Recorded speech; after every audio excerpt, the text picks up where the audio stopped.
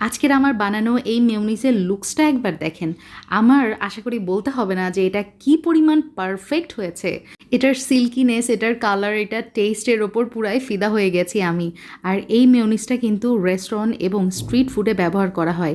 তো গোপন একটা রেসিপি শেয়ার করতে যাচ্ছি। প্রথমে আমি একটা বোলের মধ্যে রুম টেম্পারেচারে থাকা ডিম নিয়ে নিয়েছি, লবণ দিয়ে দিলাম 1 চা চামচের একটু কম, আর চিনি ব্যবহার করেছি 1.5 চা চামচ। তার সাথে আমি দিয়ে দিচ্ছি কুকিং অয়েল, প্রথমে 2 টেবিল চামচ দিয়েছি। এখন একটা হ্যান্ড ব্লেন্ডার দিয়ে আমি প্রায় 30 সেকেন্ডের মতো বিট করে নিয়েছি।